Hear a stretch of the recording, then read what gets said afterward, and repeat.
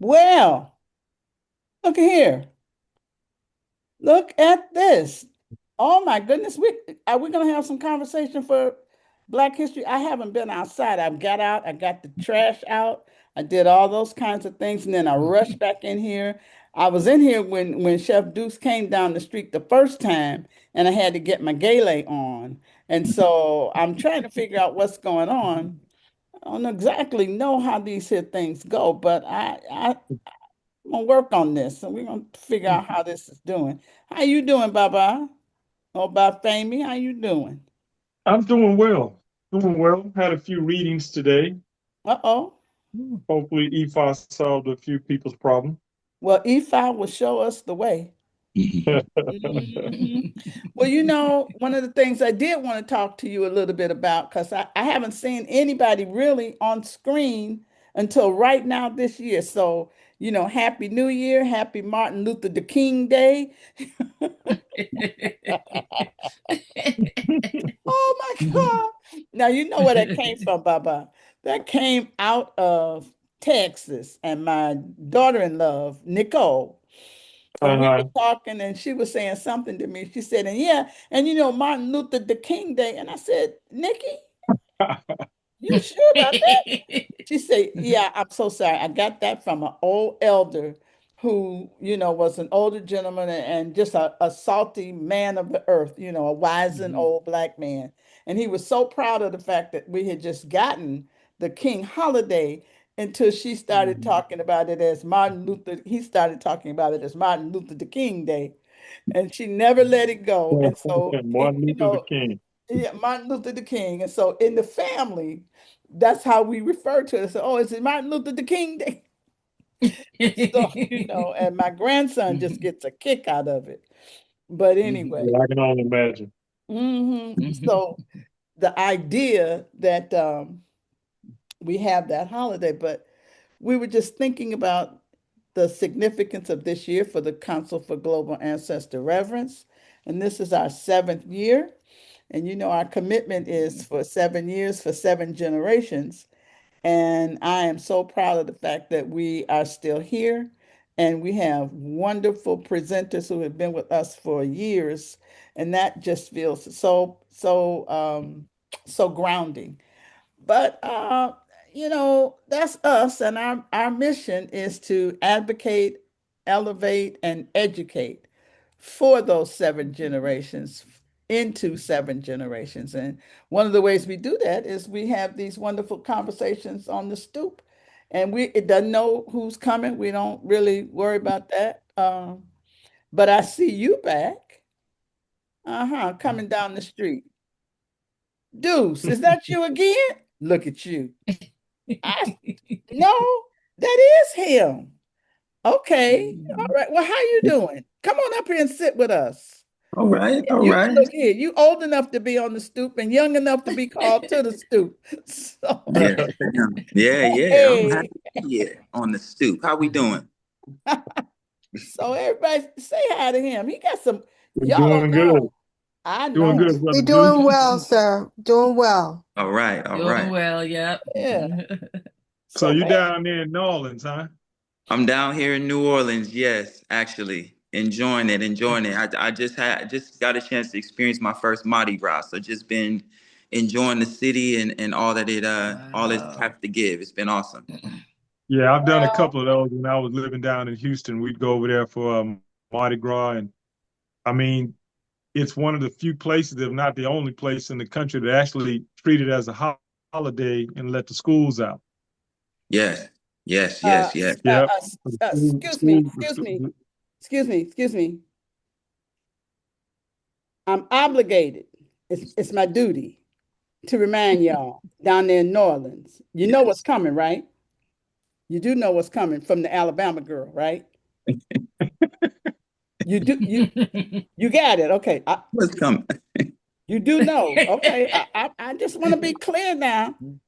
You do know that Alabama, Mobile, Mm-hmm. had the first Mardi Gras. You Okay. do know that. Okay. Okay. I just want Mm. I've heard. it was my duty. It's my duty. I had to let y'all know. Don't believe me? Go All look it up. right. We threw the beads just before y'all did. So we've been having Okay. Mardi Gras from that time. But it's okay. Y'all can go ahead and take it to another level. Hey, Do hey, A we little not definitely bit, just a forget. little appreciate bit. we definitely appreciate that moment in Black history. It's true. It's true. I ain't gonna bring you nothing but the truth. I also want to say that it's remarkable that this is the 100th anniversary of what started out as Negro History Week. It's Mm. now a month. However, the mess continues. Whew, But we good, as Kathy says. we good. That's all I wanted to interject here. Well, while we having these conversations, I want us to go get some rattles and shake our rattles and carry on because Cuba done set it off. You know that, right? You What's don't? Right. going on in Cuba? Cuba just Really? killed 5 people in a boat outside and they inside their waters. They called and asked them to stop. It was and the people in the boat drew guns and the people named What? Cuba killed them. They got dead. So Wow. now, we're gonna have to kill everybody in Washington, D.C.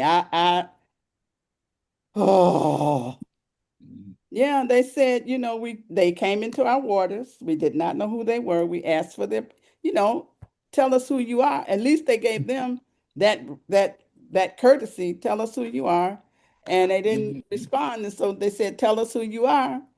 They didn't respond. Tell us who you are. And Janet Reno has the line on that. Time simply ran out.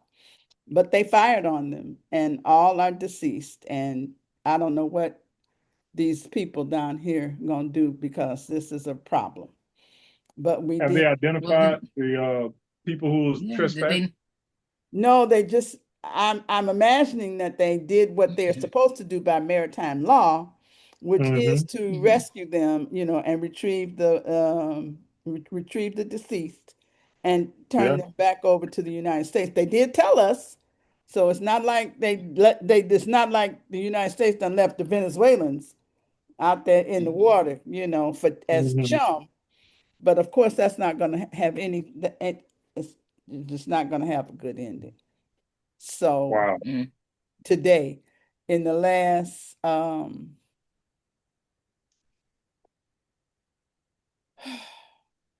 guess maybe in the last 8 hours, the news broke. So it was Oh, today, wow. this day. Okay. So Hmm. the Cuba is already in distress, and now it's Well, they time. already have boats down in the Caribbean. They already have ships down in the Caribbean. Mm. Um, the prime minister or the chief minister, I don't know what they call her, in Barbados spoke about it. Mhm. And they have ships around Trinidad and Tobago. Oh yeah, yeah, most hmm definitely. Mm. So, See, that Chef, that gives me flashbacks because I was there when And America came Grenada. down there. Yeah, I was right in Guadeloupe when they came down to attack Grenada. I saw the ships go by. I heard the fire. Wow. Wow. So yeah. Yeah, I It happened visited. November the Was that yeah? That was in I think it was in 81, 83, 83. November They of went. 83. Yeah. hmm We were in Grenada a couple of years ago doing work, and took the time out to go over to the memorial wall and saw hmm all the history with the students at around what Georgetown. I think it's Georgetown or the I, big I, wa- university. I I never did go to Grenada. I was just right next to it. But Hmm. Maurice Bishop, that was his name. Yeah, yep. Maurice And at the Bishop. time Yeah. you and at the time Eugenia Charles was the prime minister of Dominica. And she's the one that asked Reagan to come down. She called in the troops. So we're gonna just hmm kind of live with that because one of the things that I'm also clear about is that we still have to keep our right eye on I-80. hmm And Deuce, bring hmm it on in for us. Tell me Okay. what you need to know about your food, your family, your culture. Just give me what you have today. Tell me about those Black historians that you want us to know about, the free Black. Okay. Yeah, Okay. you can Okay. take it from here.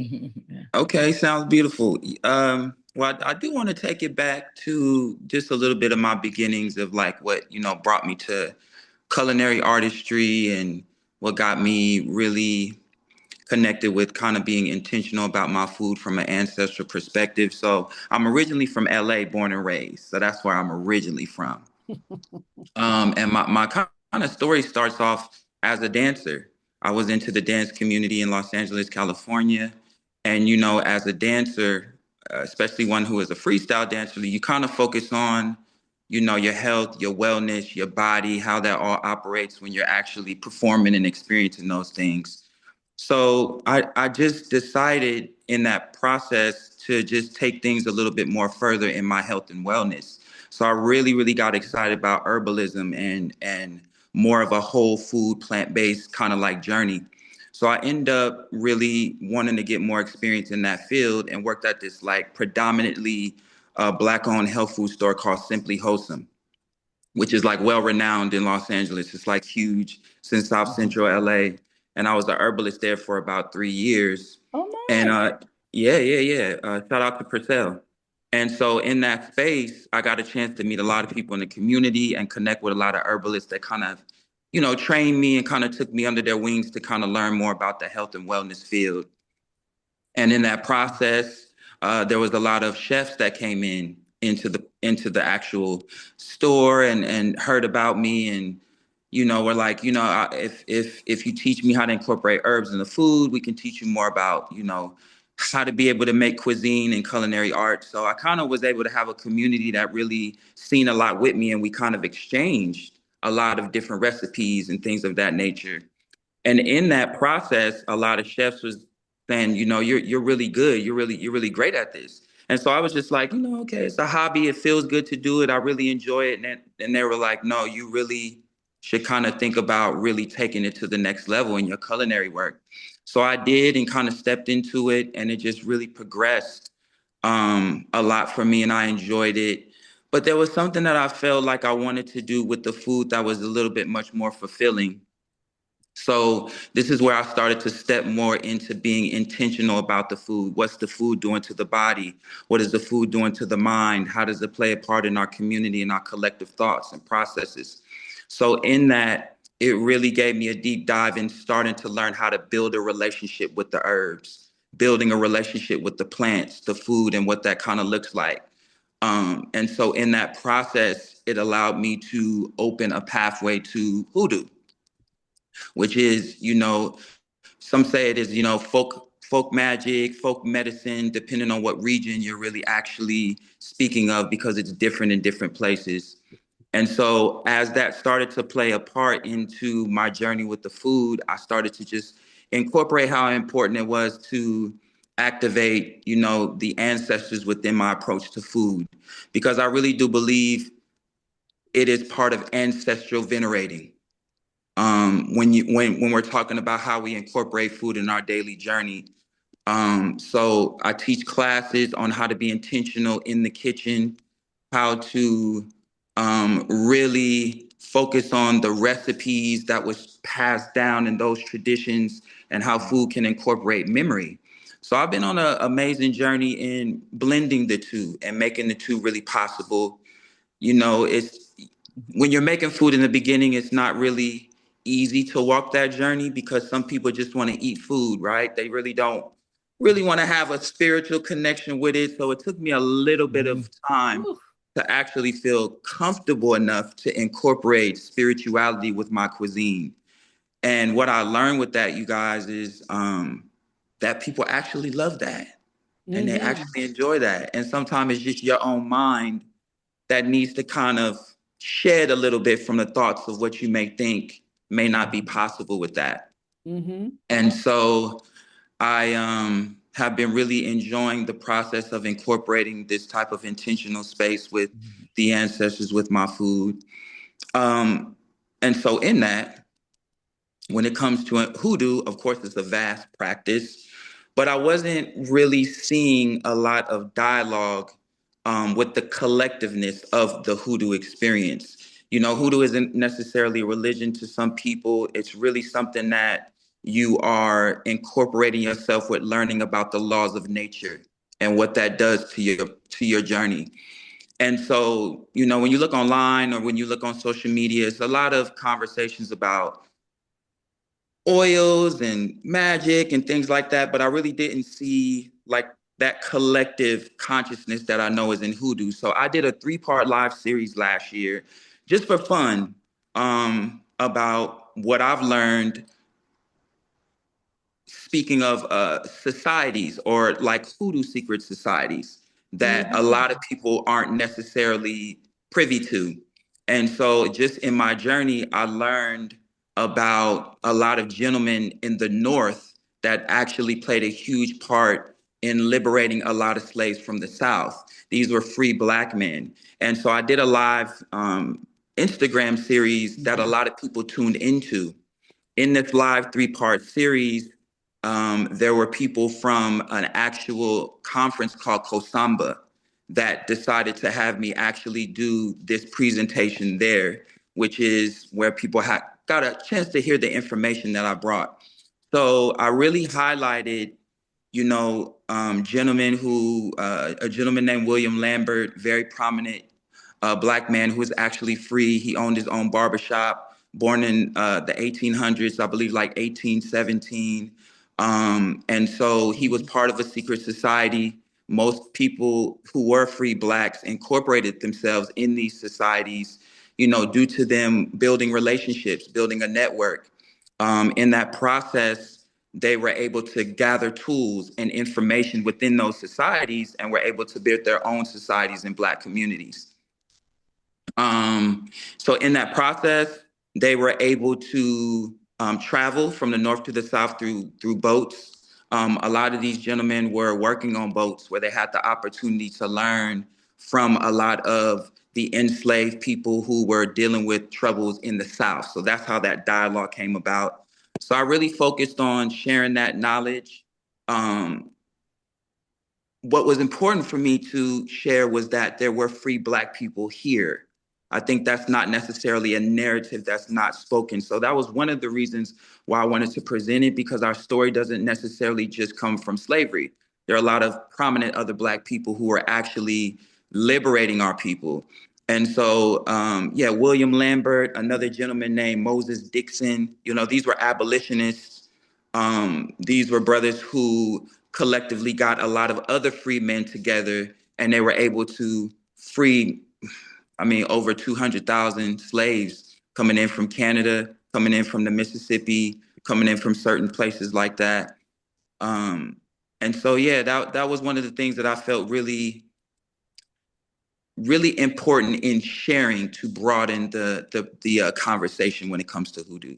So hopefully you guys got a little bit. I don't want to be too long-winded, but just Keep going, keep give going. you a kind of like a synopsis of what got me to this space. But the initial reason why I did it was to expand the conversation of hoodoo, to get us back to a way of knowing how important it is for us to kind of work together. Although this practice is definitely an individual self-developing practice with and your spirits, also you and your ancestors. And so it was very well received. And I'm enjoying the process of just sharing this, small information that's kind of not been recognized. Yeah.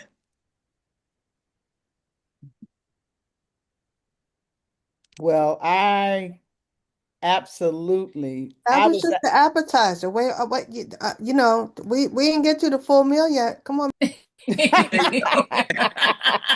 that's Black History Month, brother. Yeah, yeah, yeah, you know yeah. what? The elders do not take tea for the fever, do so. No. You said Yeah, what you so talking about, Willis?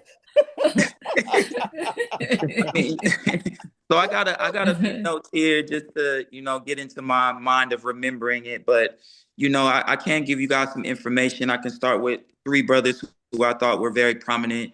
Like I said, one was named Moses Dixon. Brother was born 1824 to 1901, abolitionist, Freemason, also a soldier and a minister. He was the founder of the Knights of Liberty Society, an anti-slavery organization that planned a slave uprising in the United States of America, and he helped slaves to freedom. He helped slaves to freedom through the Underground Railroad. And so what I thought was cool with that is because, when we think about the Underground Railroad, we only sometimes think about it in one aspect, but in their mind, their Underground Railroad was the network and how we can be able to get through these processes. And so a lot of these people who are in these societies, also had faith. They were also, preachers, ones who were very prominent in the actual community. These were brothers who were able to um, put people through processes that were allowing the ones that were free to kind of really understand, where these people in bondage were coming from. So there were initiations in these particular societies. One of the initiations was actually reenacting a slavery experience. And although they knew that the free slaves wouldn't necessarily fully know what that felt like, they kind of wanted to give them an idea of a reason why they were actually doing the work that they were doing. And so you had little things like that.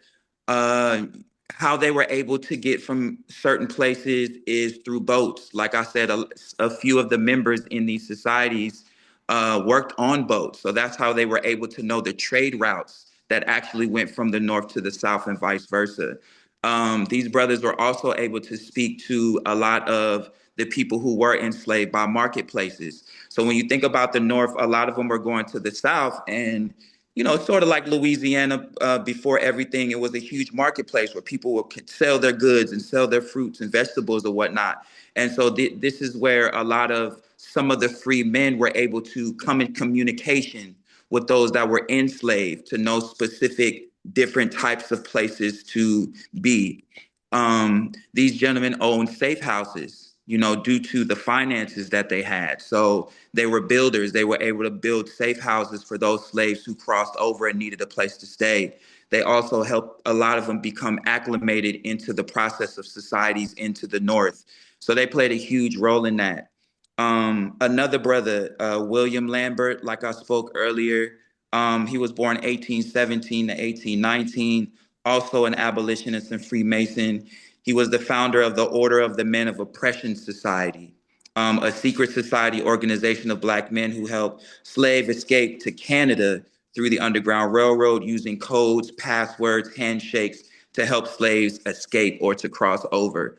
So in those processes of them being in secret societies, they were able to learn different types of um, passcodes or names or things that you can say in order for them to know who's actually connected with this process of the Underground Railroad or not. So they actually just really went into these, societies, mostly were European, of course, but gained the knowledge, brought them back out, and just gave them to the community. Um, who else? You got another gentleman, George D. Baptiste, also abolitionist, was part of the Order of the Men of Oppression, who led initiation of members and orders, the travel of the South through the hidden back roads and secret safe houses. So yeah, these were high prolific gentlemen, owned property, also work with a few European abolitionists, because remember, none of them could buy boats without them traveling. So they actually needed a lot of European abolitionists who also didn't agree with what was going on with slavery, that actually added and helped, them go through that process. So yeah, these societies are very prominent in history. You can actually Google a lot of it.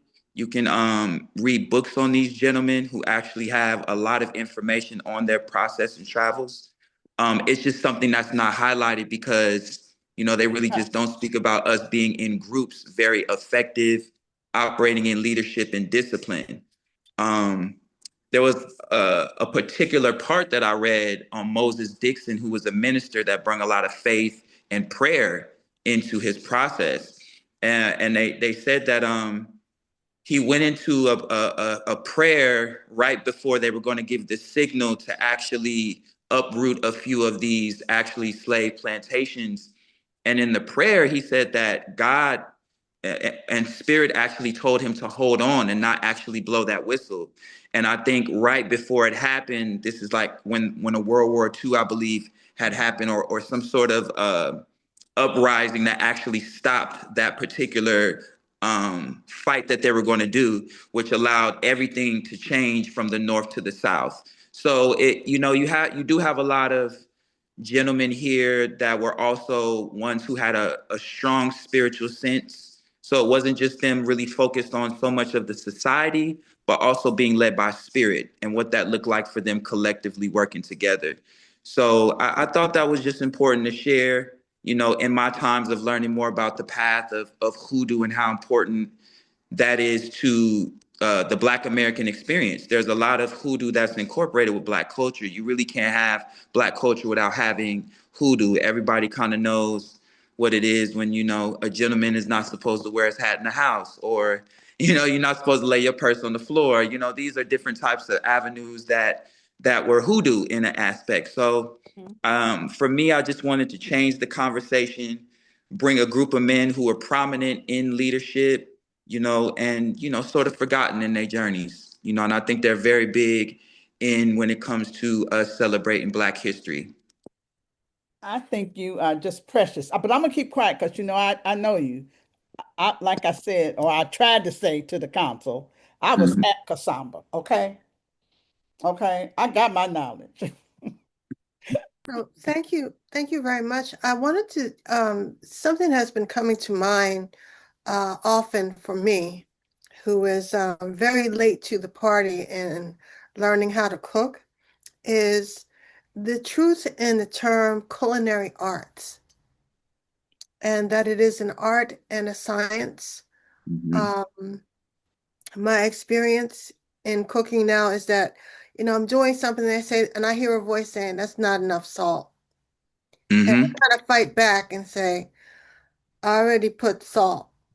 That's not enough salt. So then the proof is always when you eat it, well, there wasn't enough salt. It's like, okay, well, now I'm gonna start listening. So, but I didn't have that, growing up in the 19th, my mother worked, and so meals were hurried because she was working. And Mhm. Wow. I never, we didn't want for anything. We didn't miss any meals. And, she always had a balanced plate. But meals were hurried. And so then I didn't see or hear, how do you do this? Or how does it feel in the act of creating, of making a meal? I had no idea what that felt like. Mm. So, Mhm. and so you putting this history kind of puts, okay, now they're talking to me. Mhm. Um, put, Here we and go. you have a, your cast iron pot actually has Yeah. people talking to you.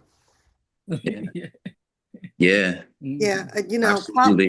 yeah, they in there, talking, and in that and that is a reservoir of history. That's what they just tell me Mm-hmm. right now. For Mm-hmm. Reservoir sure. of history. So when you stir that, you actually that is your opportunity to hear. Right. I actually was reading, a few articles, of experiences through the Great Migration, from a lot of people coming from the South into the North. And one of the pardon gifts for people who were actually making that shift was a cast iron skillet. So a lot of them actually took that from the South to the North to remember. It was almost like a huge symbol within the kitchen that brought unity, or a memory of remembrance of that family or that lineage. So a cast iron skillet, is so important.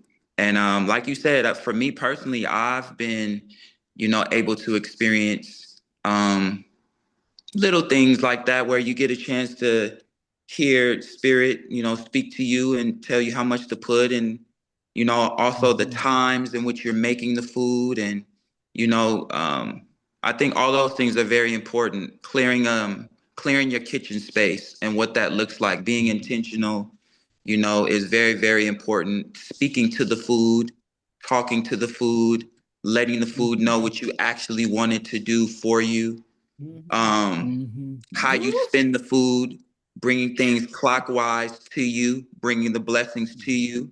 That's very important. So every gesture in the kitchen is intentional.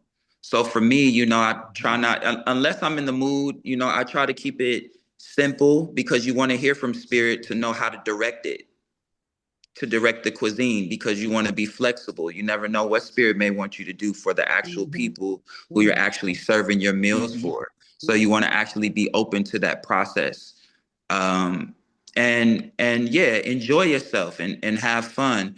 But I think it is a part of our journey as practitioners to be holistic. I think food is something that is kind of missed as well. We talk about the spirit, and ritual and things like that, but we really sometimes forget about, the diet, and understanding that our gut is also that part of intuition, right? So if our gut is spiritually intuitive, as above, so below, as within, so without. So, Oh Lord, did he call him in? Okay.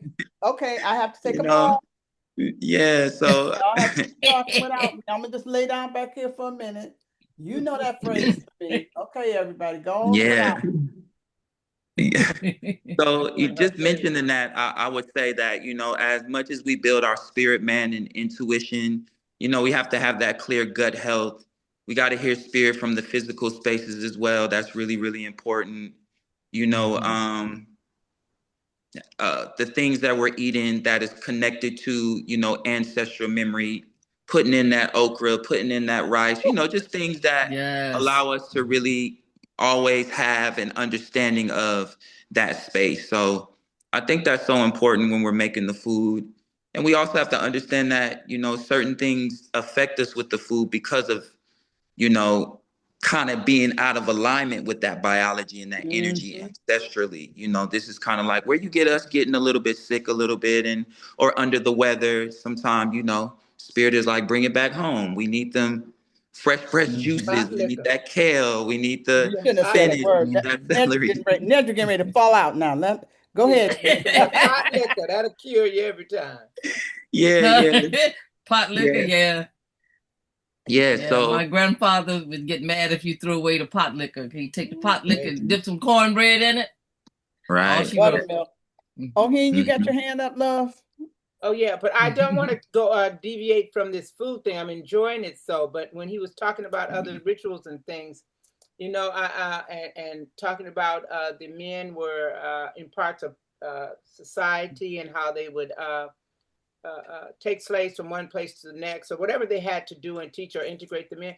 I just wanted to know because there's some things when you mentioned about the boat, and these Uh-huh. were seamen, that they had Mhm. to know the night sky and learn that. So, do you all talk about that in terms of night sky, and also, or do you know the night sky, and also about when you were talking about being out and then traveling, they had to know herbs and all that kind of stuff. So they became all the herbalists and stuff, Mhm. and then went into our kitchen. So I just wanted you to tie some of that in, but stay on the food as long as you can, because I cook. I love to cook. Yeah, yeah. Yeah. She No, cooked grass. If you have to. Nedra is known for her beans and rice from here to the Mississippi. uh, okay, I'm okay, finished. okay, and I'm the okay. one that cooks pork chops, collard greens. Mm-hmm. That's Yeah. all right. We're all you landed in a passel of Mhm. cooks. Yes. Yeah. Yes. Mm. Yes. Mm. Stop You know shaking that. your head, oh by Fammy. Say, I So I cook about the in four night different sky. languages. Okay. Yeah, yeah. Just in my research with the gentleman with the Siemens, I didn't find a lot of information of them having, sort of like a cosmology or a connection to the astrological forces in their travels. A lot of them were working on the boat, so they just kind of knew it just in the process of them, being on the boat and working that working the boats in a sense, for lack of better words, which gave them more of an idea.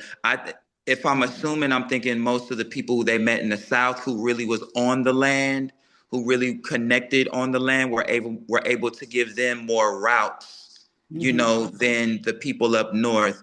Oh, From what I absolutely. learned, I think the people up north just had a lot of resources. And that's another thing that I learned too, just the importance of, resources and how that works, in that collective force that we're trying to get to, or what they were trying to add to, because they knew that the resources played a big part in how they were going to be able to do that. Prime example, I think I was reading in George D. Baptiste's experience where they actually had like small little references of ID that you had to show when you cross certain areas within certain places. How And paper. so a lot of men or a lot of people in the society would give a lot of some of the slaves the actual photos because they couldn't necessarily see who was who at that particular time, that also had them be able to cross. And a lot of the people who they were getting past didn't even really know the difference. So Hmm. because of the resource that they had from that physical, I think, representation, I don't think it was a face or anything like that. It was just more of like your height, your color, just things that represented, your reference of a place from a place. Hmm. But I think that they really didn't have the connection that they really wanted as far as those in the North and those in the South. So when I read these brothers' history, they really felt bad, in a sense of what they were experiencing and what their brothers was experiencing in the South. So that was one thing that I really wanted people to kind of grasp, is that they weren't like, free Black people that were like, what they got going on in the South, that's them. We don't care nothing about that. We up here and we're living well. It was actually something that they felt a necessity to kind of use their resources to add value to the process. So yeah. Hmm. Thank you so Beautiful. much for that. And because I just, I can just sense that when those at those mariners or whatever, the ones that knew the boats and just how you had to get around, was such a place of exchange of information. Hmm. And it's almost like being at your kitchen table, Hmm. and they're networking. Yeah. So thank you And for you that. and you know that we know from making the connections in history between um, the ability to be a boatman, that the boatman had to know the night sky. Right. And Hmm. so I can, and we also know that the triangle trade, we often talk about it, but nobody talks about the role of the North in the slave trade and the triangle trade of, sugar and lumber. So Massachusetts had a big part in it. They didn't necessarily have slaves in Massachusetts, but remember, Solomon Northup was from the North. He was a Hmm. free man in the North, but the North, and particularly Massachusetts, it was rum in the Caribbean, cotton in the South, lumber in the North, and slaves from the motherland.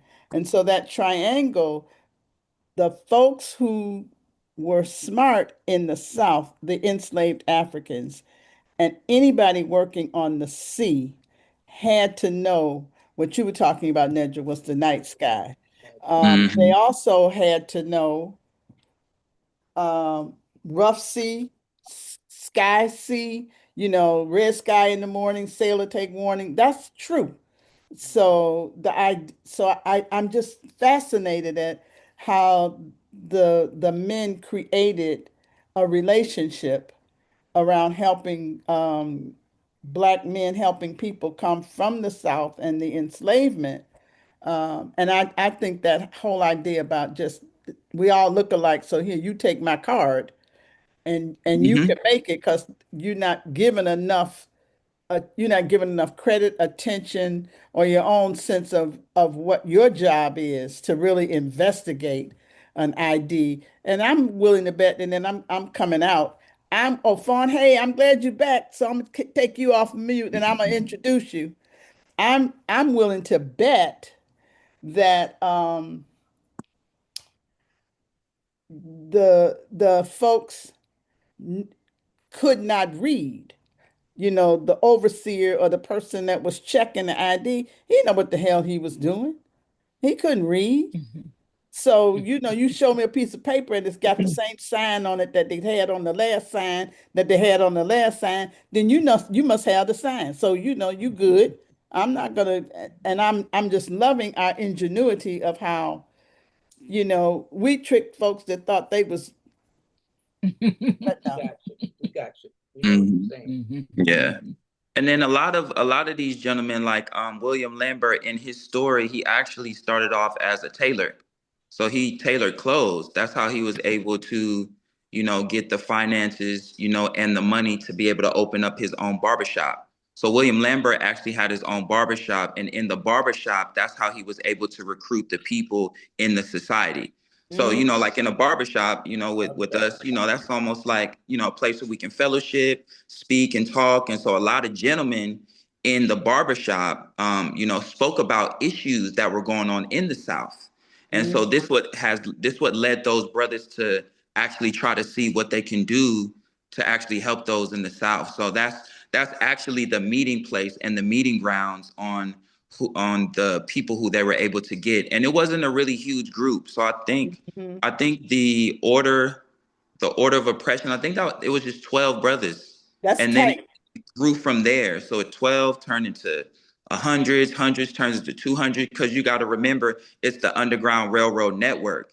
So a Mm, lot of these brothers started off there and then they left and then they held posts in like Mississippi, Alabama, Texas, and they were all communicating with each other. So mhm. that's what became their network, their Underground Railroad network. Well, you know, Baba Femi, every time somebody says barbershop to me, I think about your visit, your first visit to the Stoop, and you were talking about the barbershop and the old cats in the barbershop, and I have never forgotten your phrase. What would you Oh, tell the young folks from the barbershop? Keep on oh yeah, bopping. it's it's a classroom. Yeah. Uh, and I'll be real quick. Yeah, from Houston, and now I'm in Virginia. Uh, my barber told me at the beginning of the year, because there was some people that were, few guys that was there when I got there, and then when I got my hair cut, they would always get me to stay a few minutes longer, and there were people that would stay over. But what I didn't know was there were people looking online to see, get with him to see when I was making my appointment, so they can get their hair cut to stay over to hear what I got to say. Because when I'm in there, and I was telling this to Ia, I don't really, I always tell them, I say, you can't handle my book, so just bring yours to the front. We'll talk about that. But that is always has been the classroom.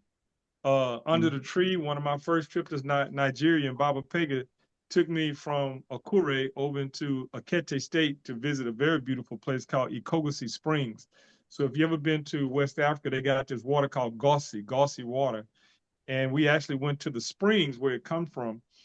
And I never forget getting to the intersection and saw at least a dozen men sitting up in the tree just going at it. They was under the tree just going at it. I'm like, boy, it's nothing different, nothing different. Where it's under Hmm. the tree, the barbershop, it's all the same. It's a classroom. Coffee shop. Hmm.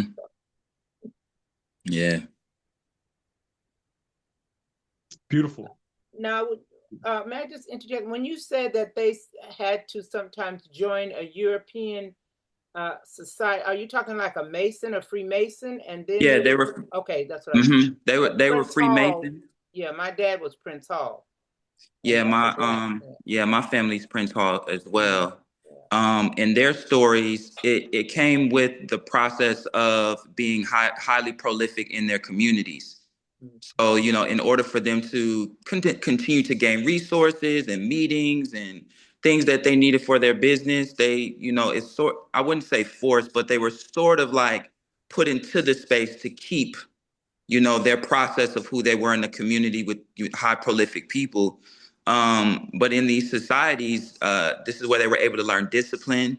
This is where they were able to learn different type of tactics and techniques. I wouldn't say from my research that there was any type of spiritual process in these actual secret societies. It was just more of resources and more of relationships in the community. So they weren't, it wasn't necessarily any societies where they were learning, you know, magic work or rituals or initiations. This was just more of people getting together in their community who were very much making moves, you know, on a higher scale. And so what they did was they took that information, that discipline, that knowledge, those initiations, and made it their way in order to build an elite group of Black men and Black people, free Black people in general, to have ways to which they could, you know, really grow and develop in their process of liberating themselves and then liberating the community. So I've seen one of the benefits of them being in these societies is personal self-development.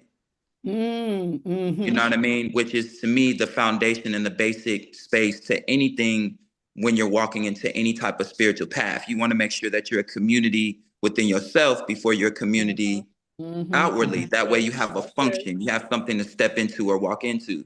So I noticed just with these societies, Absolutely. it allowed them to develop that and then to keep that growth happening. So that was one of the things that I seen, and one of the things I wanted to share in how powerful it can be in having like one collective consciousness and how much you can move mountains with that. Ashe. Ashe. Mm-hmm. Yeah. Everybody, this We're is all my in agreement with that one.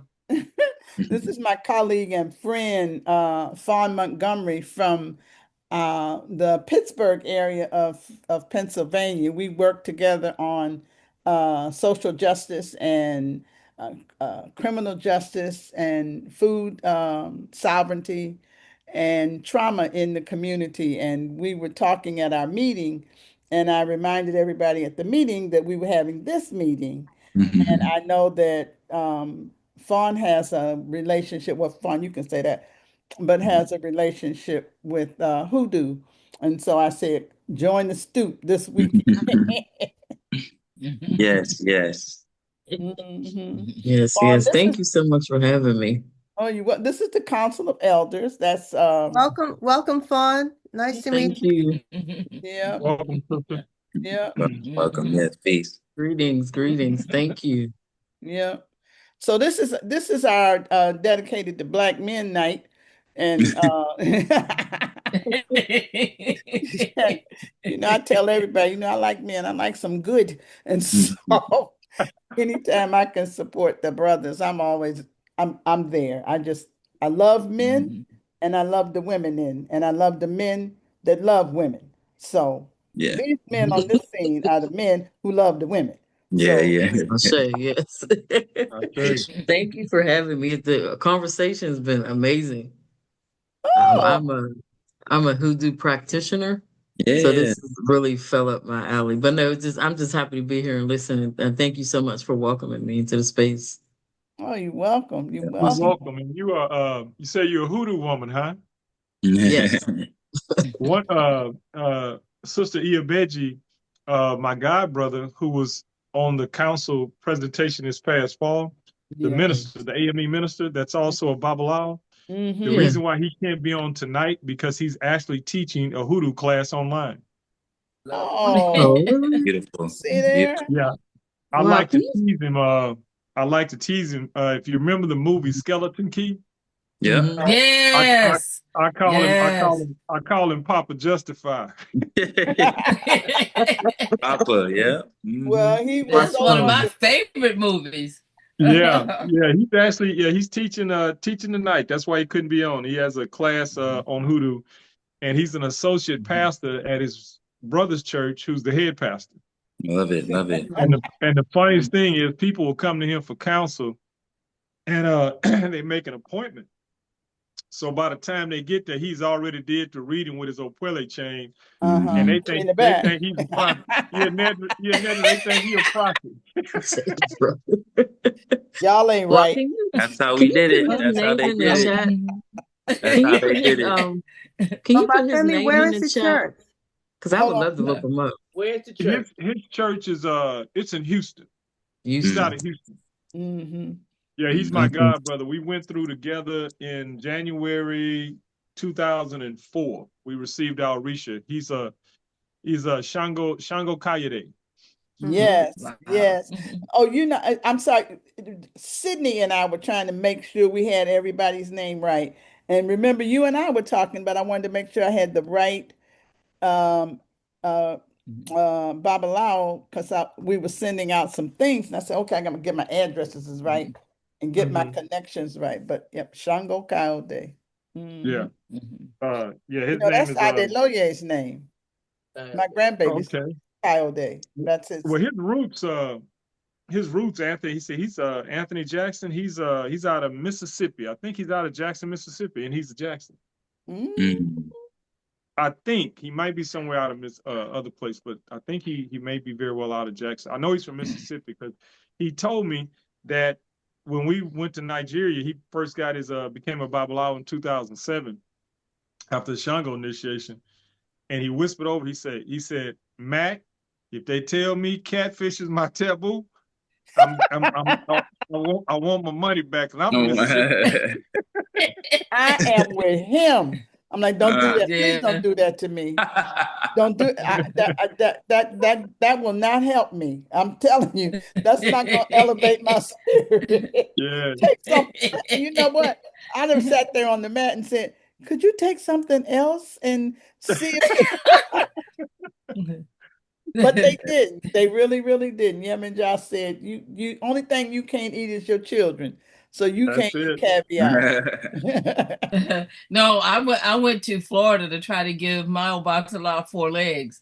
So when he did the reading, he says, yours doesn't take 4 legs. What he wants is 16 live snails crawling over the stone, sitting in water, drawn at dawn by a virgin. Oh, and I said, all this lost. Can't I just give him a goat? Just take a goat. Look, all is lost. No, we were able to find the virgin. Wow. All is lost. Abandoned home. All who live here. That's funny. A virgin snail. That's deep. Yeah. Yes, 16 live snails, and they had to be white. So I had to go all around all of the pet stores to find white snails. And when he said the water, because mine has to sit in water. My stones sit in water. And he said, water drawn by a virgin at the crack of dawn. And I'm in Florida. I don't know. Well, I know a couple of people down there. Yeah, your best bet was to go find a. That's all they had at the crack of dawn in Florida with crocodiles. I mean, with alligators. No. Boy, you're getting to go. And we had to drive an hour to get to the river. What they talk about is about the sacrifice, right? Yeah. The only thing I say about this culture is that this is really a funny, strange religion where you go around spitting on people because and they do it like this. Spit on me. More, please, more. I've had many clients say, "Hey, brother, I ain't used to spitting out no good liquor, so I'm just gonna take a sip." Exactly. Not the good liquor, yes. Oh my God, that's hilarious. Oh my God. But the miracles though, those little tiny miracles that hit you all the time, you know. And I wanted to tell you, I was cooking a pot of greens one day and I was putting a little seasoning in. And when I cook, I asked all the sisters, because I got some real good cooks in my family that on the other side. I asked them all to come into the kitchen and help me with their specialty. I'm cooking greens and I'm shaking a little bit of seasoning. All of a sudden, my elbow goes like this. And I'm like, oh my God, I put too much seasoning. It was seasoned to perfection. Not one green was left in a stock pot. So they in there helping you. I've been at her house with her family at Thanksgiving. It's a mess. It's a bitter battle. Oh my God. All that food was so we don't good. have family meals. We have feeding frenzies. Yes. You don't. True. Yeah. It's official. Yes. And if you don't move fast, you lose. Yeah. I've seen the pot go down. You want to tell us about that book behind you? Yeah. Fawn. Oh yeah, yes, ma'am. That's my book. I actually wrote a book about living with a chronic illness, endometriosis, and how I use hoodoo and African spirituality for healing. Wow, that's beautiful. Thank you. Thank you. I have Thank a signed you. copy. I just Okay. I was just sharing. She had to throw that in there. Yeah. I'm just saying. Thank you so much for asking. I'll put the link in the chat. Thank you all for being so welcoming. I'm been for like 20 minutes and I'm just enjoying the conversation. Well, you know, we on the Stoop. We on the This Stoop. is Wednesday night Bible Part of the study. miracles that happen every day.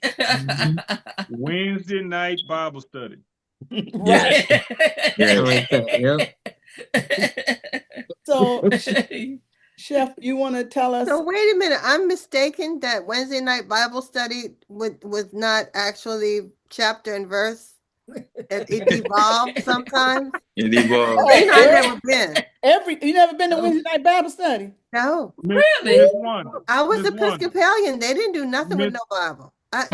Okay, y'all. Wait a minute. Hold on. Remember, Philadelphia is above the Mason-Dixon line. Well, we do always talk about the Philadelphia Negroes, but there was free Negroes up there. I went to a mini Wednesday night Bible study, and the word Jesus didn't come up not one time. Talk about it. Look, we had some of the best parties at the Christian camps. Come on. I'm telling you, listen, I'm the preacher's kid in the room, I guess, but it's okay. But I'm also the Babalao's kid because I didn't know my father had been to Cuba until I came back from getting initiated. And I came to his house with a bald head and some bracelets on, and I looked at him and he looked at me and he just shook his head. And I said, well, he never said a word until I said, how did this happen? You know, how did this how did I miss this in my house? Yes, he did. You never knew. I have his silver. Are you ready for this, Babalao? I have his silver Obatala bracelets. Oh wow. Yeah. Wow. I have them. Consecrated by time. Consecrated by time. By time. Well, after my first trip to Nigeria, 2005, I came back and I was staying with my mom during that time. And I had my issue. And my mom was very open. I just took out on the front porch and I said, Mama, this is what they gave me. So I'm going to sit this out here on this front porch. So just to let you know, she said, oh, it ain't no problem. Your grandmama had the same one. See? And there you have it, boys and girls. No, well, see, in North Carolina, it was always go to South Carolina to see the root lady. You see, they had the root ladies all the way down through there. Yeah. Mother Reed, I'll never forget. My grandmother took my mother to a root woman. My mother had lost. I think my mother had 3 miscarriages. Oh. Took her to a root woman, and my mother had 6 kids. Back after that, clank, clank. Yeah. I was having that same conversation with somebody the other night about how they would come to Africa or to the South for medicine and healing to us, and all of a sudden we were the witches. They talk about the Salem witches, but they killed us too because they didn't want because they were bringing in the whole medical society, the prescriptions and all that other stuff, and they had to kill off the healers physically and through the media or whatever through the community so that they could bring forth these prescriptions that are killing people today. That's something else. Yeah. That was the original practitioner back then. The Yeah, original because the original hoodoo practitioner was one who was just a complete healer. They knew how to like make a That's it. yep, salve quick, a tea. It's progressed now, of course. People have added to it, yeah, but original traditional root worker, root doctor, or conjure woman or man was that who just knew how to identify the plants Those signs. and knew how to work with them yep, immediately. Mm-hmm. Yeah, yeah. Well, yep. let me ask you a question, Brother Deuce.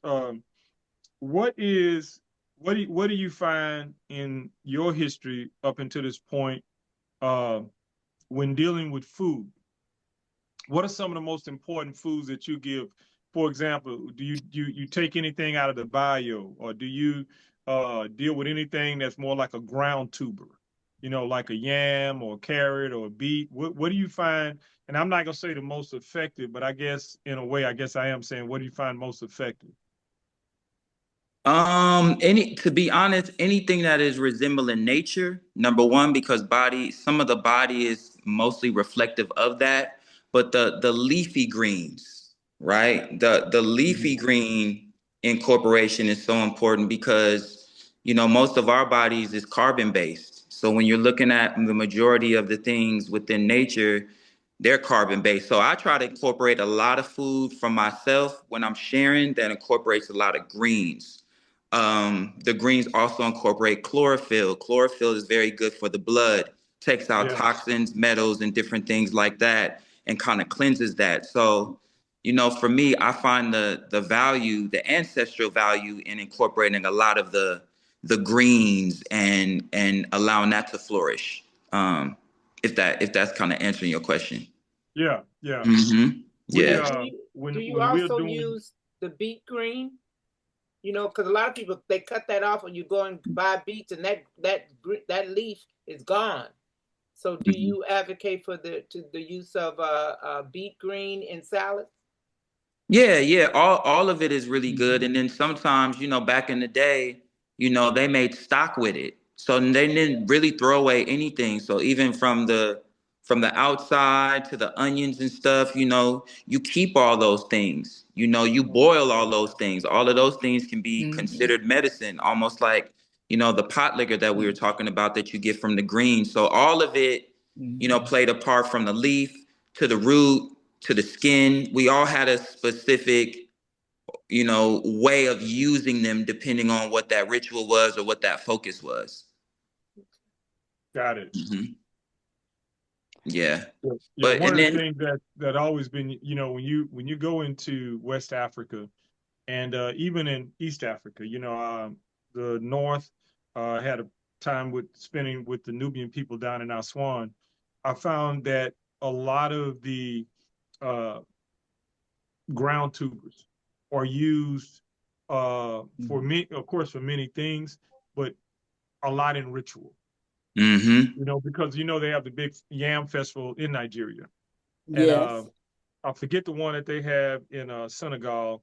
I don't want to say a peanut, but it's some festival they have in Senegal as well that deals a lot with just ground tuber food, earth food. That's what just call it, rather than something that comes on a tree, or more something that comes out of the ground. yeah, Turnip, beets, yeah. yeah. And then a lot of a lot of foods was used for spiritual reasons too, more on the metaphysical side. So if you were using a lot of roots or a lot of like beans or potatoes.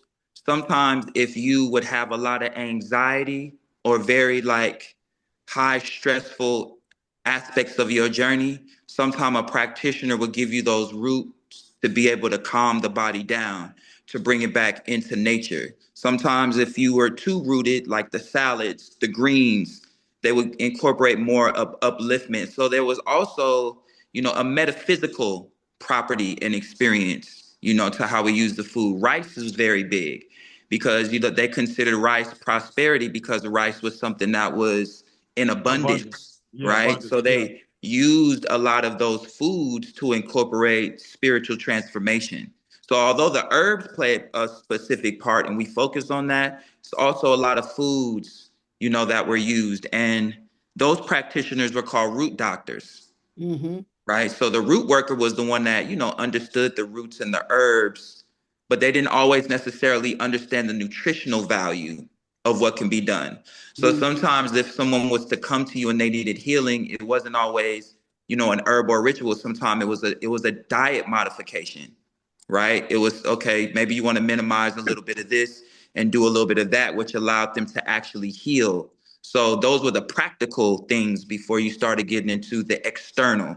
So, a practitioner would say, well, what's your thoughts? What does your body say and all that? And in those ways would be how we would, subscribe that particular type of healing. So there are roles within hoodoo that really focus on like nutrition and the laws of the land and things like that. Yeah, the Risha Babaluaye Sampana, a lot of people in the tradition will use beans and sometimes rice to clean negative energy away to start the year off. Mm-hmm. Yeah. Yep. Yeah. Absolutely. Yeah. That's deep. That's beautiful. That's Mm-hmm. deep. And there's a lot of things. Walnut baths. Some people use that for cleansing. Okra baths. Yeah, That's okra something that's water. very Yeah. prevalent too. that People do okra that all water the time. it'll get you every time. Yeah. Mm-hmm. So those are like, good things where you can incorporate food, in regards to your healing, not just on a physical level, but also on a spiritual level. We always clean our ori with different combinations of water and herbs and food. And the one thing, my great grandmother, Baba, who is the namesake of the Eleanor Institute. Yeah, I She remember you telling me was, about that. Yeah. she was an amazing hoodoo woman, and could put, I fell out with her, and I was her favorite child. But there was a time when I fell out with her because she told me I was having a girl, and I wanted all boys. And my great grandmother was never wrong. If she put her hands on your belly, whether you knew you were pregnant or not, she would tell you, "Well, baby, this right here, this is a boy, or this is a girl." I'm like, "Who? Stay away from me. Don't tell me yet." But she was one of the ones that, well, first of all, she was a farmer. And I grew up with her, so I always had a farm. And we grew up in Detroit, Michigan, as well as Mobile, Alabama. And at her house in Detroit, Michigan, there was a farm in the backyard. And, of course, those were in the days when you could have, well, now you can have it again, but in those days, you could have a farm. You could even have chickens in the backyard. So we had chickens, we had a pear tree, we had an apple tree. But the thing of it is that she taught me how to wring a chicken's neck. So I knew how to pluck a chicken before I became an Ealosha. And I also knew how to make wine. And this is the thing, this was the fun thing. She taught me how to make wine. And I do have a recipe. I have an aphrodisiac. So, we should make a Council for Global Ancestry cookbook Love it. and put in the cookbook well, I don't know about, but the aphrodisiac for the wine. But you have to know how to tap the wine because if you let it ferment and you don't tap it, and you have to tap it, like I'm going to say you have to tap it every day, but I'd have to remember it. But the thing of it is if you don't tap it, it'll explode on you because, and we let it, no, I'm not the one. She let it explode one day in the kitchen. That thing was funny as hell. Boom. But she also was one of the people who could tell you everything that was medicinal about a watermelon, from the seed to the rind to the meat, everything. And so, she taught me early on, don't let them white folks tell you that you shouldn't have watermelon and make it something funny. It's a truly healing fruit, I very healthy. also, not to cut you off here, but I'm good. the older gentlemen that I counsel sometime, I give them recipes for sex smoothies. And that's for their health. And watermelon has something in it called citrulline. which Mm-hmm. which is good for the vascular system, and it opens up blood vessels for blood flow. Oh, so So it that's really keeps why. them, yeah, it keeps them away from things like Cialis, Viagra, Levitra, the medication. So it's you put in that and you come back with a little nitric oxide that's in the beet. You got your Shame salads on with you. Shame on him. arugula. Hallelujah. No, Oh, she you. talking on I'm talking me. about shame on Oh. you. Yeah. Yeah. Deuce, now you see what I got to deal with, Deuce. Yes, yes, yes. But no, the Why watermelon, I know I you see. talking about me? But that's true. Watermelon has so many digestive enzymes in there to break Yeah. down and to flush out. Actually was very Mhm. beneficial during the experience of slavery. That's actually that watermelon is what kind of got us through. Because remember, Watermelon is Hydration. what got us through. as Mm-hmm. well yeah, as good for hydration, because as elders, when we get Mm-hmm. one of our main nemesis is hydration. Mm-hmm. And so Yes. watermelon, cucumber, all that stuff is good for us to just drink or eat. And Mm-hmm. that's what I was telling you about the salad with cilantro and arugula. If you got males that are having an issue, those two ingredients, and put some beets, some cucumbers, and some watermelon and arugula and cilantro, it Mm-hmm. opens up the vascular. Mm-hmm. mhm, Well, yeah, I know that the watermelon is also good for the girls, for the ladies. mhm, Yeah, I like the juice. I like the juice the whole thing. Wait a minute. Yeah, I Mhm. like the juice the whole watermelon, rind and all. But it's okay, one of those Yeah. things that you can bathe in, and it helps um,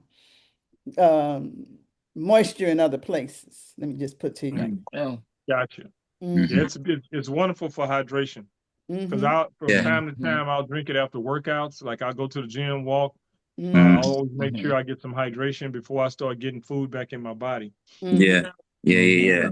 And that's one of the reasons why, as time went on, when, was a lot of like stereotypes of Mm-hmm. us with watermelon, that was kind of Mm-hmm. like by design, because Mm-hmm. they seen how Yeah. beneficial the How watermelon benefit can and be how for us. what kind of So this is where you get like, Mm-hmm. the watermelon and the black face and the teeth and all mm-hmm. that. But they knew how much beneficial, the watermelon properties was. So they kind of shifted our minds for some Mm-hmm. people in thinking that watermelon is this kind of backwards, Yeah, the negative thing for stereotypical us, and we trying to get cultural away Lazy, from stepping fetchy. exactly. Lazy, Yeah. lying in the Hmm. watermelon patch, it. drinking and eating the watermelon, not doing any work. And the reality of it is the watermelon was a thing that was keeping us strong enough to do that work For that sure. it was Yeah. making us do. Because if you had watermelon, you're not gonna pass out from heat stroke. Yeah. Mm-hmm.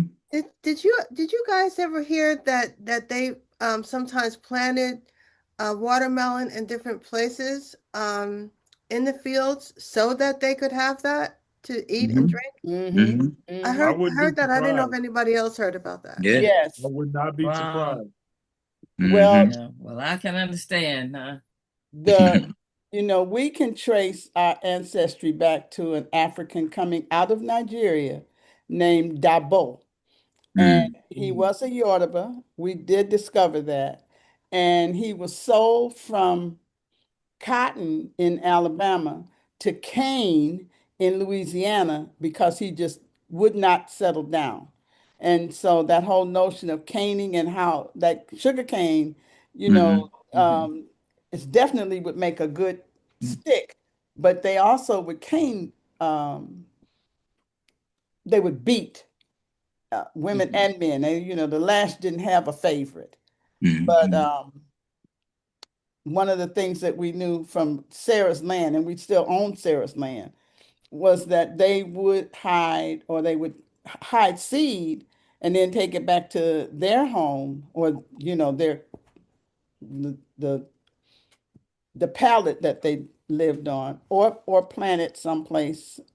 And I don't know this for sure, but I do believe that one of the places that they would hide watermelon so that it could grow was places where they hid until they could get away. And the watermelon is the thing that fed us again. Mm-hmm. Mm. Mm-hmm. Hmm. Chef, I That's awesome. know that we said, I know we commandeered you. I don't know where you were going. I hope you weren't going to the store to get some food or something, but you know how it is when you get to talking with the elders and the young folks and the old Yeah, folks talking together. it's the stoop. I understand. We have to stoop. Yeah. It's at the stoop. Yeah, we are. And black No, we people can make a snapping. stoop anywhere. Yeah, yeah. we snapping peas on the porch. Now, we really did do that on one stoop. Remember, I was snapping them peas from North Carolina. Mhm. That's where the young ladies learn from their mamas and their grandmamas out there snapping them beans and listening to the gossip and learning girl stuff. Yeah. Just like Ear there was a hustling. female version of the barbershop. So Ear hustling. before you go, Duece, I just want to say that one of the ancestral foods that we celebrate here in Oakland is the Black Eyed Pea Festival, which will Okay. be on September 12th. So if you come this way, then Oh make sure wow. I get you a plate. Yeah, I would love that. Black eyed peas, that's an ancestral experience there as well. Oh We know that man, from that New there. Year's and all that good energy as well. So yeah, yes, we That love that was that's last year's Kathy. But it's the same artist, but it's September 12th here in Oakland. Oh, come on. You know what? I don't like this here screen thing because can you see it? Almost. No. it. No. We No. just see the colors, but not the words. Okay. Yeah, Okay. I don't have Okay. Oh I'll wow. have the save the Okay. date in Yeah, I see it. next week. So that was Okay. September 13th, Well, 2025. Okay. Yeah. yeah, that was Okay. last Yeah. year. Mm-hmm. She sent but I had so much fun when I was there. So I tell everybody you should go to that. Yeah. Yeah. Black eyed peas over some rice with a little hot sauce. That's Yeah. a great dose of some good fiber too. That's good. Hot Yeah. sauce. So Exactly. so we're hoping to have fresh black eyed peas for sale. It depends on how the crop goes. That the African American farmers are helping me with that, and another farm is Good. she called me up 2 weeks ago and asked me if she wanted her to plant a patch just for us for the festival. And then me with my black thumb, I planted some black eyed peas in my little atrium, and they have the nerve to be growing. So Oh, hallelujah. good. Good. You have to Mhm. talk to them. Yeah. You have to talk to Oh them. yeah, I talk to them nicely. Mhm. Oh, I every talk now to and then them you have to better go than I back. talk to myself, huh? Every now and then you have to go past them and say, "Grow, goddammit." Yeah. And You play hear some me music talking to for them. you. Yeah, and my husband is trying to grow a grapevine in the same, get it started. So he's the one with the green thumb. I think that's what saves me. I Anyway, say. well, I thank say. you. Yes. You got any more good? What do you want us to know as elders? What should we be thinking about in terms of how to support our next generations? Because Oh of wow. course, I have an idea of sprung full blown from the head of Zeus, but tell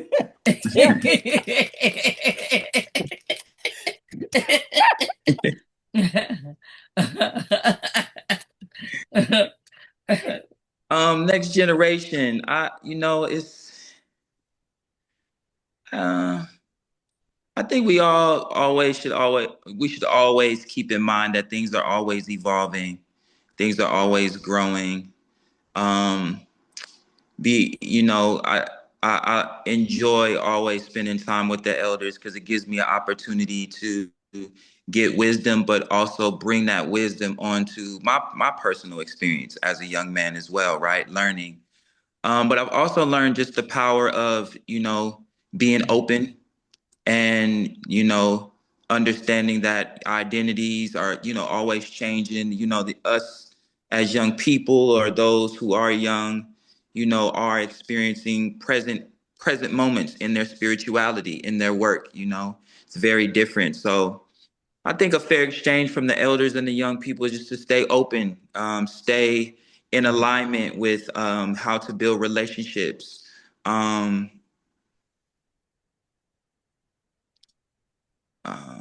I think spirituality or learning is more shedding than adding. right? I think that's one thing too. You know, the more we put on each other, the more it's hard to actually be open to other conversations that can grow us, other ways that can develop us. So I think staying open. Um, I heard a gentleman say, um, "Empty mind, full house. Full mind, empty house." Mm. Right.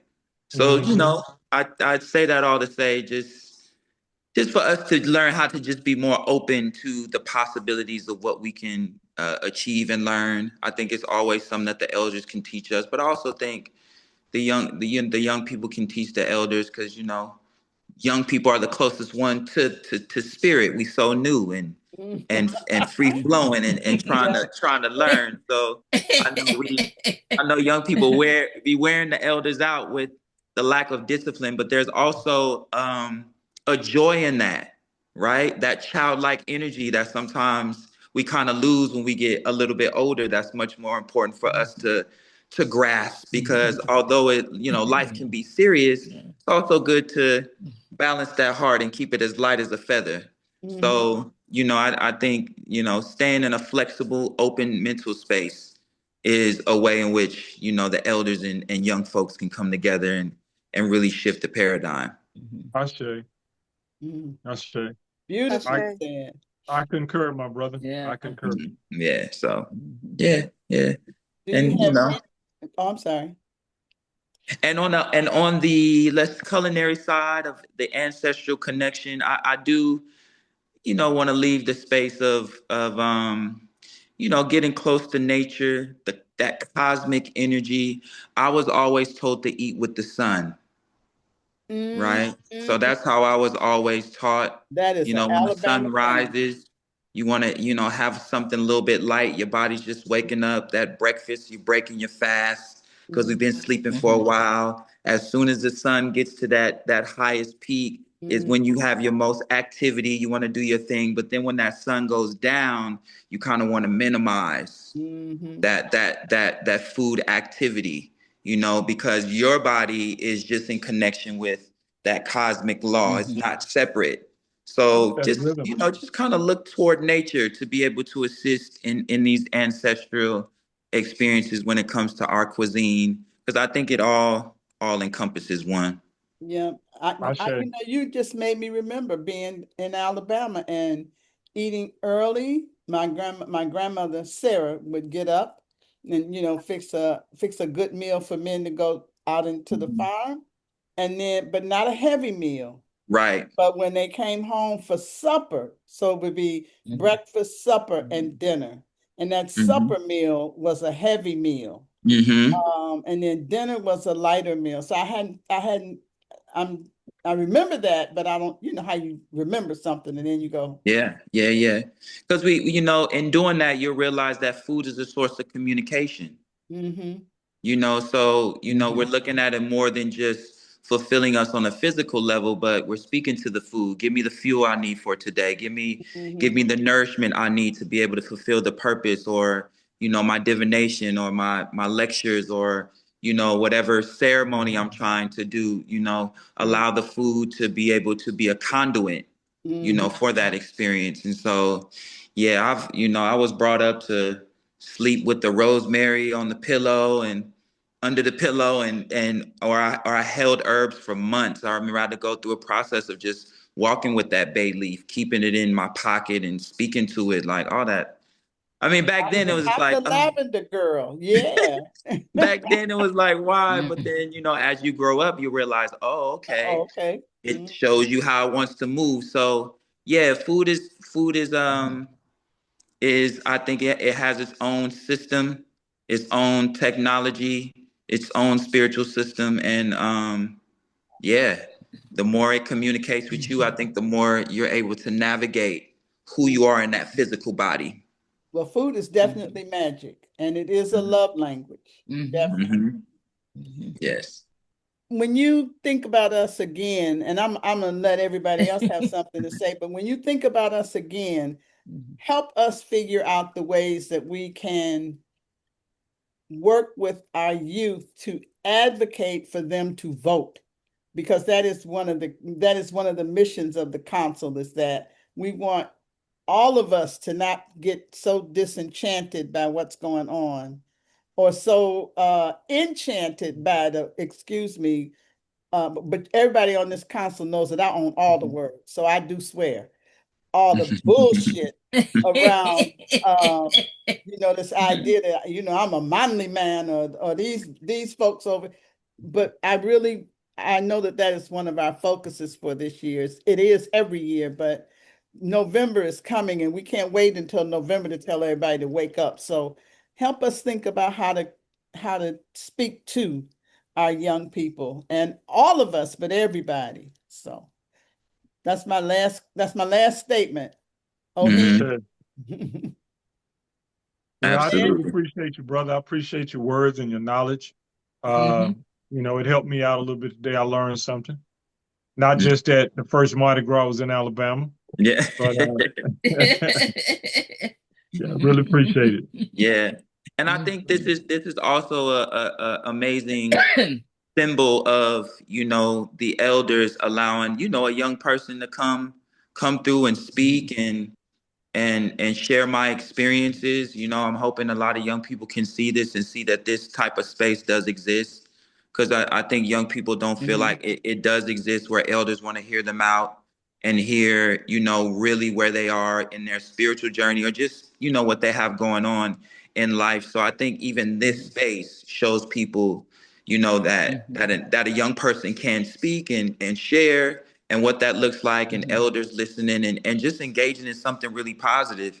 So I think even this moment right here is a huge symbol in how that can all come together. And just on a voting side, yeah, I think just in what I was able to share with you guys in the societies, like even these societies took voting. It took them voting in a collective space for them to even get to what they needed to experience for their results. So, I think it is important to know how voting can benefit a collective vision. But we got to support each other with that, and we got to be, sick and tired to be sick and tired, in a sense of what they say. So yeah, I think, to Absolutely. answer your question with that, I think that, the young people should really see how these brothers, all came together. They all had money. They could have easily been like, whatever they got going on there, is not part of our problem. Or these brothers didn't even have to work together, right? They had the resources to say, I'm doing my own thing. You try to figure it out. But they realized, like, okay, I can't be the only person on the hill.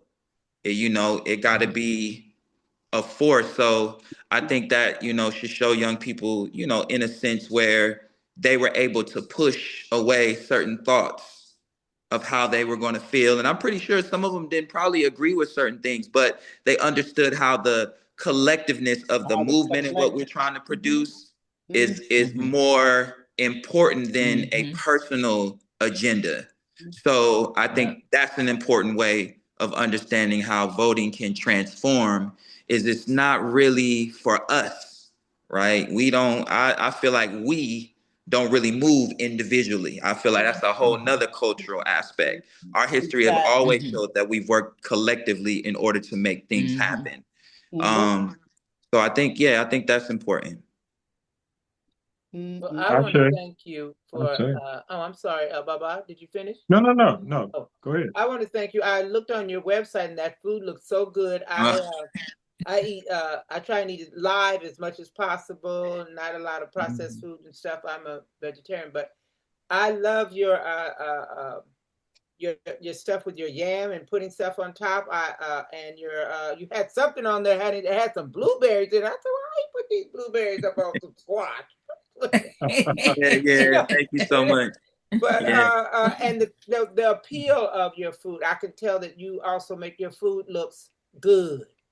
You understand? Yeah. I mean, your and in looking good, it's balanced. You can tell. I could see that too. So Yeah. I appreciate that. My mother had her thing. She had some color thing. If she missed it, so she had to throw a tomato on there. This is just, oh, put some corn. And my father was a man. You could have spaghetti, but you had better have some rice too. You got anything you wanted. You had some rice. You had some rice. Yeah. I think it's an art. I think, I believe it's an art form. And I just want to present it in a way, especially when it comes to like plant-based food and vegetarian. Sometimes it's a stigma like, oh, I think it's boring or it can be bland or, but I really try to fight that dynamics and try to build it in a way to where it's like, oh, okay, I can do that. Or like sometimes I'll share my food and I won't even tell people it's plant-based. I just want to see if they know the difference. So sometimes they can't even catch it. So yeah, we want to take it to the next level. Well, I want to tell this little story. This is a long time ago in Beijing. And I said, "Girl, let's have some snacks." And so she thinking we're gonna have some popcorn, some cake, or something like that. And we had asparagus. What? I sauteed some asparagus and had it all night. She said, "Girl, what?" I said, "Girl, this is our snack." I'm so mad with that. I see that day. I said, "Snack." And now I will roll for her asparagus. Roll for that.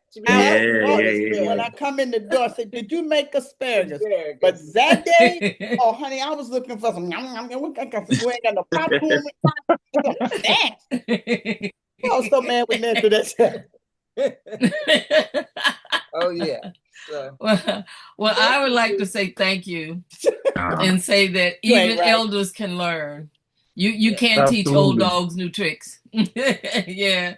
We do you can't teach us old dogs some new tricks. So thank you. Thank you for the information. Yeah. Absolutely. I appreciate the space. Baba, what is your god brother's name in Houston? Fawn put it in the chat box a while back, and I promised I would ask. His birth name is Anthony Jackson, and his Ifa name is it might come up with Chief Ola Ifa. Got you. Mm-hmm. Got it, Fawn? Yes, thank you. Okay. Did you say Ola Ifa, right? Ola Ifa. Mm-hmm. Okay, Ola Ifa. Okay, thank you. It's in the chat box. Oh, thank you. Mm-hmm. But y'all know, back me up. Wanda, you signing off? Last words? Or final words, ending words, closing words? Please don't ask me about these spirits. They might start talking. I noticed that your screen has gone dark, so that makes me very. That's just because I'm in witness protection. I don't know how to. These technological things are beyond my scope. So, like the sun is going down. Let me see. There you go. Not the witness protection. Okay, never mind. I just want to say thank you very much, gentlemen. And in regard to the voting, I do have to say I'm getting this pressure in my head to say this for everybody to share with whoever they know, which is that we got into this trouble more from people not voting than for who did vote. Mm-hmm. And the shift in the number of Black and Latino voters, although minor, there were more who voted for him this time than the last time. And he uses it to our disadvantage. And so, what the Russian bots do is they get into conversations and say, well, since they're both bad, let's not bother. Right. But the ancestors said they did not lose their lives, get hosed and bitten by dogs, and then decide they're not going to vote because, they didn't like who it was. They knew they weren't going to like who it was. That was not the issue. The issue was them being able to have a choice. And once making that choice, then they could put up, candidates that they did like. But at the beginning, and I thought about this. In 1955, there was nothing but crackers to vote for. Nothing but crackers. Crazy crackers. So that's something for, it's like don't throw away your opportunity or decide that it doesn't matter, because now you know. If you didn't know before, you know now. Now you know. Well, you But know that's, that. I think, is the conversation to have with everybody you know who thinks, well, what's the point in voting? Well, you know, there's a point. Well, you know, And I think this was a very big learning experience for those who decided to set it out this time or vote the other side. I remember in 2016, this young woman asked me about Trump winning. And of course, in 2016, I didn't think he would win. But I said, you know, in most of my adult life, it didn't make that much of a difference who was president. What made a difference was state, city, and so forth, but not who was president. Right. And the day after he won, when it was N-word, N-word, N-word, it's like, oh, this is what it means. You talking about 2016 or In 2024? 2016, immediately, the racial slurs, you know, it's like, you know, they decided, okay, this is what we really think. And since he says what he really thinks, now we can do the same thing. And it's like, oh.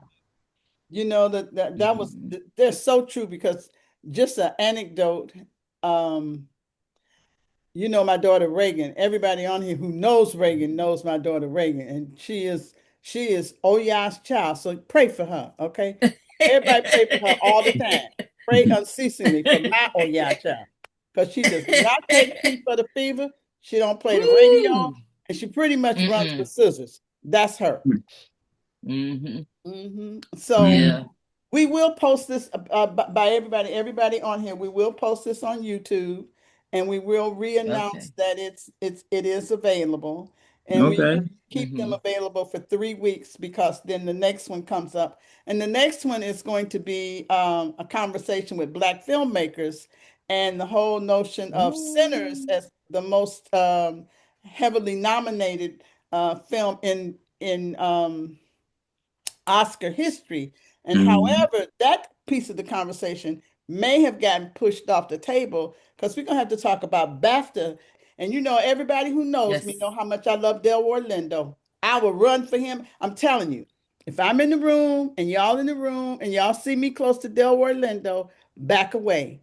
He's one hell of an actor. One hell of an actor.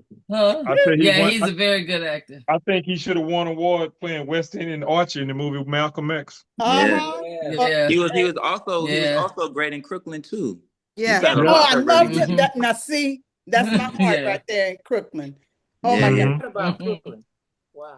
But I do feel sometimes on things like that, like the BAFTA, where you know, sometimes I want us to keep in mind, when I notice, like, when our collective energy starts to celebrate that which elevates us and unifies, there's something that these energies do to shift the energy to now focusing on the specific negative aspect, as opposed to Center's global impact on that root energy, that hoodoo energy. So, like, sometimes I realized that, you know, of course, we know in order for things to rise, things have to, like, minimize. And in that, a lot of experiences spiritually, we are affected by, you know, how much we pay attention to certain things, right? Because everything needs an adversary. Everything needs an adversary to grow. So sometimes what's happening, even in politics and things like that, is a natural experience for what the planet is doing, right? The planet consciousness is rising because we have so much information. So in that, it needs the same type of deflection on what's rising.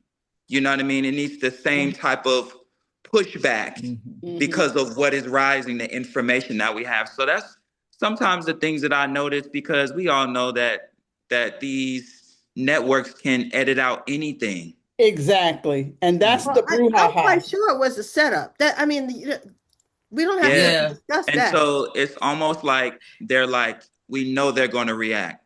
And they did. We absolutely know that they're going to react. And because we know how much Sinners means to them and the energy that they have and what that can pull us back to, let's shift them off of that And they sometimes do a very good job of doing that. Now, it is difficult to not respond to it, but sometimes it's how do we respond? Mm-hmm. That's always been that has to be the key going forward. Mm-hmm. Well, they were cool as a fan. Did you see them? If you looked at anything in your own personal life, mm-hmm. you know, if something happened to you 40 years ago and how you responded, you didn't respond the same way 30 years ago or 20 years ago or 10 years ago. Or and today. That's the thing that I feel as though we have to grow to. You know, I think our ancestors took a lot of what we know what our ancestors took. We come out the block saying that ain't gonna happen. Mm-hmm. But Mm-hmm. as Uncle Ruckus would say, this is a crafty beast. Yes, indeed. And the thing of it is that we have to learn how to respond. I'm not gonna get all into it. We have to respond with intelligence, but we have to be patient. And we have to let an enemy know you didn't ruffle my feather. Right. You don't need to come with more than that. Yeah. It's an energy. See, it's like an energy play. They playing off of the vibration and the energy of how we collectively come together. Sinners is huge, very, very huge, and it done so much. And I think 16 nominations and just how we coming together. And then I think the brother just won, original screenplay. Like some of the stuff he's getting is just amazing. And it's almost like as soon as we do that, it's like they throw that and they're like, let's just get them off of that. So, but did you see them? Let's put the turd in the punch bowl. But did you see them? Did you see Delroy and yes? Did you see Michael them? B. Jordan? Oh, they were cool as a fan. Baby, I listen. They fed off each other's energy rather than that energy. Yeah. And that's like where energy goes, it flows. And that's what you were talking about in terms of the black free men. They stood there, that crazy man, whoever, I was on my Tourette's. No. No, boo. You have been thinking that for a while because you can't just think of Tourette's. Where was that living in your head? Yeah. Now, I'm not saying it didn't come from Tourette's, but it also came out your head. Yeah. And when they say, because he said it twice and to another black woman at an earlier moment. But Delroy and Michael B. Jordan, they did not move. Yeah. And see, that's what they can't understand, because they don't realize the bat signals went out with Black Panther. And then you come up with Sinners. Look at the subtle messages in those two movies that our people are saying, wait a minute, hold up. So now when they keep throwing stuff at us to just go out there and act crazy, we're going, no, we've seen this movie before. Let them act crazy. And we just, y'all go ahead, we good. We good. We know you. Yeah. We know you. Because it's kind of like when you don't feed it, it starves. It dies. Yeah. And you know what? We still gotta kind of learn that in a sense. Whatever you're not putting energy into, it's going to starve. But you feed it, based upon a natural reaction. But then sometimes, or I'm learning, let me just say, in certain experience, I'm learning what is my response going to make sense for my health, my mind. Do I have an opportunity to shift it? What are my tools that I have to actually transform this situation? Am I only supposed to observe it as opposed to absorb it, right? Is this something that I'm supposed to observe? Because it all kind of goes back to everyone's personal development. I have to sit with myself and be like, okay, I'm angry. Well, why am I angry?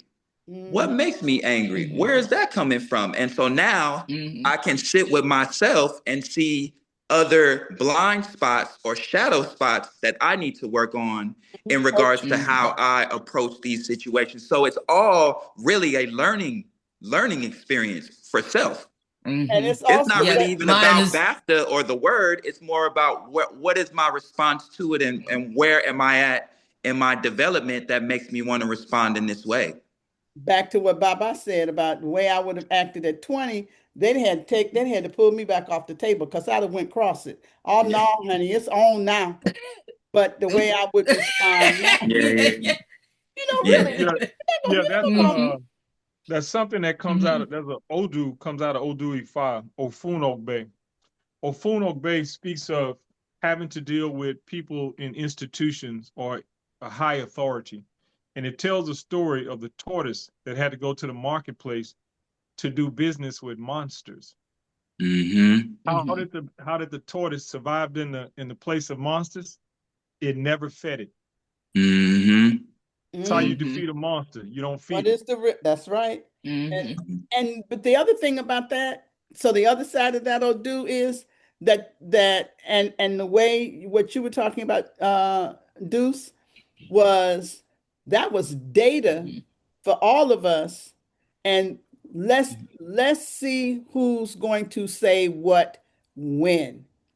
And so we got a lot of data about the community and how they showed up after it happened. Because if we had responded, like you were saying, don't feed it. Now let's see what the monster does. And so we didn't feed it. They, like I said, they were cool as a fan. They were so beautiful standing there until I just thought, oh, Lord have mercy. Thank you, thank you, thank you. Because nothing comes back on them. You know, well, you know, they was being all rude and they knew the guy had a disability, and I don't know why they had to speak back at him. They could have just, there we go, not paying attention to one disability because the other identity, it was fabulous. Yeah. Not a word. I mean, first of all, they was, like I told y'all, on all the words, right? Sharp as Patty Clean as was the board of health, as they used to say. Woo! Sharp as Hattie was when Dig Daddy, and you know she was serious. Baby, not a wrinkle in either one of those suits could be seen as this gentleman is having whatever reaction he had to that much beautiful melanin on a screen, on an international screen. That was too much melanin for them, Baba. They couldn't handle it. They lost their minds. Yes, they did. They lost their minds. They understand now how we are worth $40 million each in melanin, and they don't know how to handle it. And I mean, that was heavily melanated. You could not miss them as black men. And they still won 4 BAFTA awards. Right. Come on up here, Mike. So, Vaughn, I'm afraid that I have to go pretend to be a culinary artist now. We're closing out now. Yeah, I was just going to ask if Fawn had anything you wanted to say before we closed out. We did not mean to keep you sitting here on the stoop. Everybody got to go make dinner. I'm hanging. Yeah, we okay. No, I ate before I came. This the best stoop on the block. This is the best stoop on the block. I know, because we got all kinds of food smells coming up in here. I don't know what we all cooking, but Neither do I. Have to find out. So, like they say in the South, I done it. So our guest gets the last word. Miss Fawn? You still here? Yep, I'm still here. No, just wanted to say thank you for having me. I so enjoyed the conversation. I felt heard and seen a lot. So no, thank you. Thank you. You're welcome. Glad to have you here. Yeah. All right, everybody. All right. Thank you guys so much. Appreciate it. Thank you for the space. Chef Duece, you guys enjoy the night. Much. We're going to listen. We will see you again and again and again. Sounds good. I'll always be at the stoop. I'm on the block. We'll bring the string beans and the pork. There we go. Back on the block. Yes. Blessings, peace. Blessings. All right, I'm closing us out. Good night. Bye-bye. Bye.